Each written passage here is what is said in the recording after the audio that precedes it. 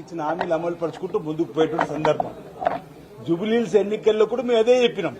ప్రజలకు 10 సంవత్సరాల BRS party వైనాన్ని చెప్పినాం.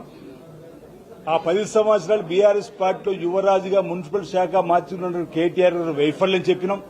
ఆనాడు ముఖ్యమంత్రి కేసీఆర్ గారు వైఫల్యం చెప్పినాం. ఈ ఎన్నికల్లో మీ ఆశీర్వాదాన్ని ఇవ్వాలని చెప్పంటే పోలైన ఓట్లలో 51% ఈరోజు ప్రజలు తీర్పిచ్చారు. ఇప్పుడు స్థానిక సంస్థల ఎన్నికల్లో కూడా చూస్తున్నారు. మొదటి దఫా, రెండో దఫా, మూడో దఫాలో కాంగ్రెస్ పార్టీకి ప్రజలు ఆశీర్వాదాన్ని నిండిగిస్తున్నారు. 2 దఫాలు అయితే 67% ప్రజలు ఈరోజు కాంగ్రెస్ పార్టీ ప్రభుత్వాన్ని దీవెనలు ఇస్తే మీకు 27% కూడా దాటలేరు. ఈరోజు ముఖ్యమంత్రి రేవంత్ రెడ్డి గారు ఇందులో నేరుగా ఎందుకు వారి యొక్క జోక్యం చేసుకుంటారు అనేది కూడా మీరు ఆలోచన చేయకుండా వీళ్ళకి అసలు మా ముఖ్యమంత్రి రేవంత్ రెడ్డి గారు అంటే ఎందుకో కడుపు మంట, కళ్లల్లో నిప్పులు పోసుకుంటారు. ఏ అంశమైనా తిప్పి తిప్పి మళ్ళీ మా ముఖ్యమంత్రి రేవంత్ రెడ్డి గారి దగ్గరికి వస్తారు. అరే మీ ముఖ్యమంత్రి ఆనాడు మీ ముఖ్యమంత్రి కేసీఆర్ లాగా అప్రజాస్వామికంగా మీ పరిపాలన సాగిస్తలేము. ప్రజాస్వామిక పంతాలో మేము పరిపాలన సాగిస్తున్నాం. ప్రజలు చెప్పేది వింటున్నాం, ప్రజాప్రతినిధులు చెప్పేది వింటున్నాం.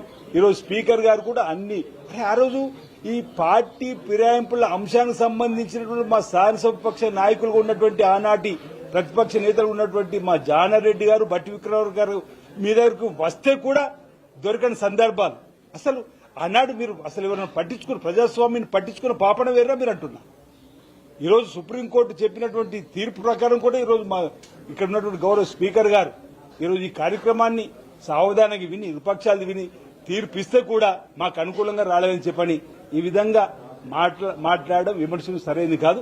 గౌరవ ముఖ్యమంత్రి రేవంత్ రెడ్డి గారికి ఈ తీర్పుకు ఎలాంటి సంబంధం లేదు. వారేమో పరిపాలనలో ఈ రాష్ట్రాన్ని అగ్రయోగంగా తీసుకొని పోవడానికి చేసే ప్రయత్నం చేస్తున్నాడు. ఓవైపు గ్లోబల్ సమ్మిట్ జరిగి ప్రపంచ స్థాయి సదస్సు ఇక్కడ జరిగితే ప్రపంచమంతా తెలంగాణ పేరు మారిమోగిపోతుంటే తెలంగాణ కోసం పుట్టినటువంటి ఈ పార్టీ టీఆర్ఎస్ పార్టీ బీఆర్ఎస్ గా మారి ఆ తర్వాత ఇక్కడ విమర్శించే కార్యక్రమం. అరే ఫుట్బాల్ ఆటగాడు ప్రపంచ మేటి ఆటగాడు వస్తే అది కూడా రాజకీయం చేసే ప్రయత్నం చేయడం.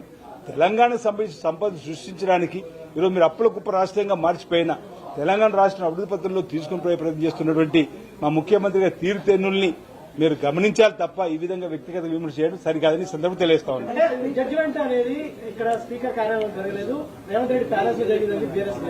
అది ఇప్పుడు అదే నేనేమంటున్నా, ఇది ముమ్మాటికి స్పీకర్ గారు 10 షెడ్యూల్ ఉన్నటువంటి